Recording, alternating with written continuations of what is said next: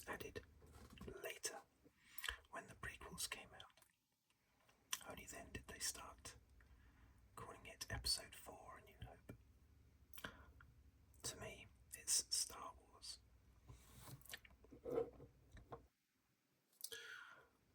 And this fighter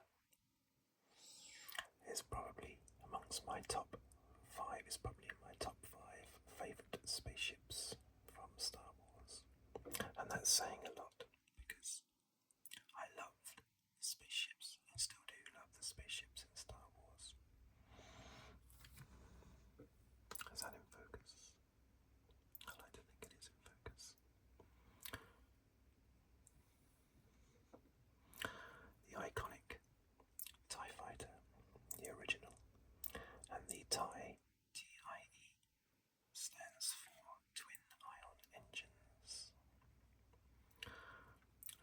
I loved the way George Lucas used to put a little bit of science into Star Wars, even though it's in a galaxy far, far away a long time ago, so you don't have to explain the science of how things work in the same way that the creators of Star Trek had to and have to, where Star Trek is set around Earth only a few hundred years in the future. The makers of Star Wars, of course, George Lucas, can explain everything away by saying the laws of physics are different in this other galaxy. Like with lightsabers, for instance, that stop about a metre or so from the end of the hilt, when really, if they're a laser, they used to be called laser swords originally by George Lucas. If it's a laser, it should go on forever, basically. But you don't have to explain the science in Star Wars. But I loved it when George Lucas had little attempts to, and he would say that this is called a TIE Fighter because it has twin ion engines, and the engines are these big, like solar panel type things on the side. These are actually the engines. It's a crazy design. I think it looks really, really silly. I don't now, of course, because I've grown so used to it over the decades, but I can't remember what I originally thought of it when I saw it, when I first saw Star Wars in the cinema on the 21st of March 1978. I can't remember what I thought, but it is a bit laughable, isn't it? A ball stuck between two plates. It doesn't look like a classic spaceship like the X-Wing does. But that's why I love it. It doesn't have to be streamlined. I mean, this ball is not streamlined. Because of course, there's no atmosphere in space. Yes, I know that they are used in atmospheres as well. But I do love the fact that the spaceships in Star Wars, especially the ones that are only ever in space, George Lucas was wise enough not to bother trying to make them streamlined, because there's no atmosphere for them to have to cut through. But yeah, it's a bonkers design, but I love it now, over the years. I love the sound as well.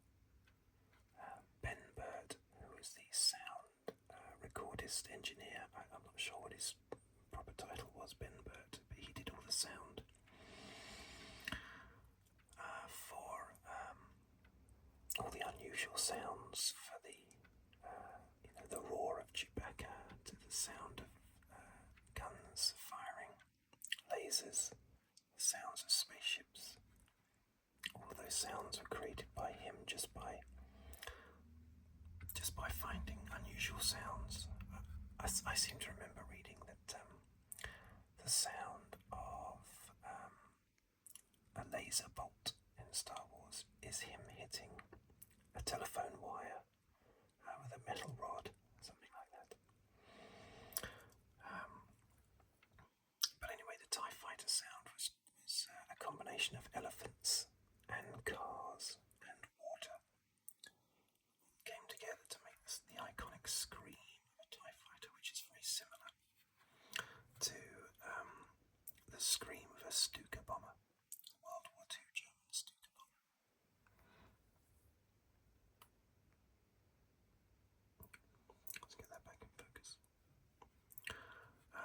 very similar to that, quite a scary sound as it screams into you.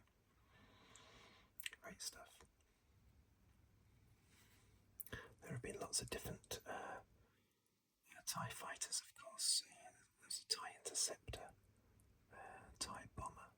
I think both of those. I don't think was the TIE Bomber in any of the original Star Wars films. I'm not sure, but the one that definitely was the TIE Advanced X1. It's never called that in Star Wars, but that's actually Darth Vader's TIE fighter. And I think there was a TIE fighter that actually had 3 of these, sort of spread out like this around the outside. That was a TIE Defender. That was developed by Thrawn, apparently, but I'm not even sure if that's Star Wars canon.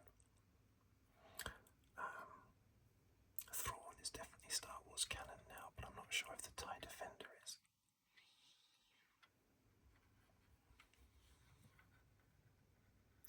Canon meaning accepted by the creators of Star Wars, basically, and not just made up from someone, by someone. Now, let's just put just to give you a little bit of sense of scale, I'm just going to open up the cockpit. Now, this knife didn't come with the model or toy. You can use this as a toy or you can use it as a model. I use it as a model. But, yeah, the knife didn't come with it. But you need it to efficiently open the cockpit. Otherwise, I'd be struggling for about 30 seconds to do it. So he just goes in there. See, here he is. Look, I forgot to show him. For scale. Here's Mr. TIE Man. Okay, there he is up against the TIE Fighter. Give it a bit of scale then. Actually, let's put that down. Let's see if we can focus on Mr. TIE Pilot. I love these. I need to get a 6.5 Black Series, a 6-inch Black Series version of this. Is that in focus? I can't really see. Come over here. He might be, might not be, I'm not sure. Anyway. But yeah, I need to get a 6-inch Black Series model of him. Now he's going to sit in there like that. In you go. And then I close up the cockpit. That was a bit rough on him, that was. I think I banged his head as I closed the cockpit, but never mind. Let's just put that down. Okay.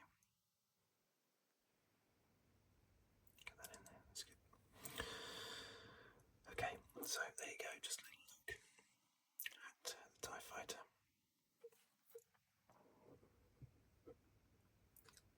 Wonderful ship. I might look at the X-Wing next, because I've got one of those. I've got 2 of those, actually.